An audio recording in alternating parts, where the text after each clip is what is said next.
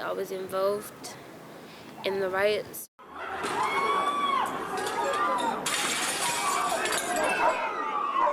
When I was there, everyone was just so angry. And they were all laughing at the police. The police were getting really upset, do you know what I mean?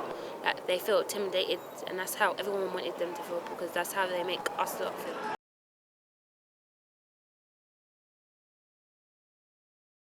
Like, say if someone's walking down the street, and there's loads of us, they get a bit intimidated, but we're just walking down the street like normal people.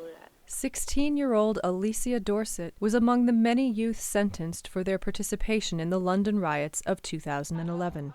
Her probation assignment was helping at a Hackney youth centre, but she stayed on long afterwards, finding a purpose and a place that felt like home. And then Alicia met Miriam, a surgeon and a local resident. I started a project it was just one event called the Breadwinners Bake Off, but that was born out of a desire to integrate some of the local Hackney kids with some of the new young professionals that have moved into the area. And I just feel like the integration of the two would be a wonderful thing for our community, but also I think it's just a great inspiration for a lot of the kids' future. There are people here doing such interesting things. The first event was hosted by businessman Ben McKinnon, who owns the E5 Bakery in Hackney. But Miriam wanted it to be led by one of the youth themselves. And when I asked for someone to help me lead, Alicia was just straight up there. She's like, I want. We called it Hackney Coming Together, because Hackney's big and everyone's just separated, everyone's fighting. A lot of people, I know of that's in gangs, they've been stabbed, and I don't like it, so that's why I want them to stop it. I've lost, the other day my friend died, I don't know how he died, and it's all to do with gangs and stuff, so that's why they need to stop. Someone needs to go out there and tell them, you need to stop it now, it's getting out of hand. You never know, that could be your cousin, and it's killing your cousin, but yeah.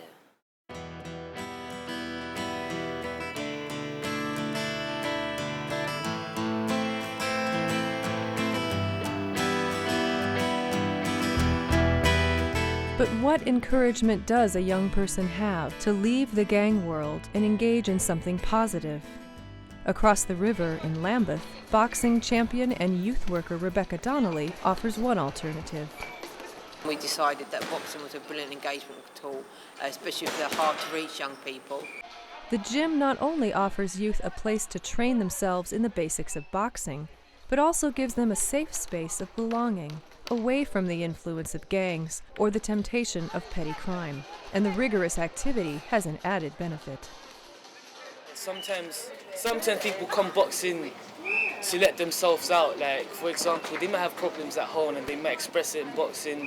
Some people, they think boxing is just a violent sport, but it isn't. Boxing is just something beautiful. I don't know how to explain it. Boxing, it really calms you down, really. Boxing would just teach you new ways in life, You can sense it when they first come in to start with, but the whole point is that when they come in, I notice when they do come in, it's very haphazard, the engagement. Some might go on the bag, but it's about eventually getting that discipline into them. It's about that, and it's just about breaking down the barriers. But what it's not about is that young person coming in saying to them, you've got attitude, leave. I don't want you in my dream, you're disrespecting me, you just have to break you down slowly, because otherwise that's another angry young person that's just gone back on the street as far as I'm concerned. So let them take their anger out here. But beyond anger management, the training offered at Rebecca's gym provides a welcome challenge, a structure not just for boxing, but for life. I think boxing is one of them sports you have to have discipline in.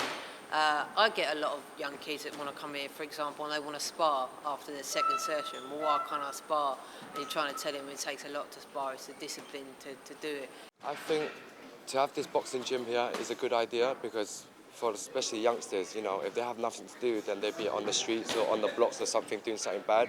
So I think this is a good idea for them to actually, work on something in a goal to do something with their life instead of just sitting around the streets and doing bad stuff, which that's what I used to do, so that's why I'm speaking from experience. In addition to the boxing itself, Rebecca provides career guidance and encourages youth towards study programs and work placements. Many of her students return to the gym as volunteer trainers. Some even have aspirations to professional boxing. And back in Hackney, Elisa Dorset sees a future working with disabled children. I want to take them out, like go swimming, go bowling, cinema, do something what they want to do, because they're all normal like us, so I want to show that they're normal and that they can do the things that normal people do, do you know what I mean? That's what I want to do. While the benefit of these programs seems apparent, in the months before the 2011 riots, lawmakers were proposing significant cuts to youth program budgets. That made a lot of people upset. Like if there's not a youth centre, they're going to be on the streets and doing bad things because they're going to be bored. Rebecca Donnelly is constantly challenged to find continued funding for her programs, which have proven to lead young people toward a positive future instead of an uncertain one on the streets. Hopefully with that intervention, we're not saying we can cure the world, but if one of those young people then turns around and is successful, then that makes all the difference to us.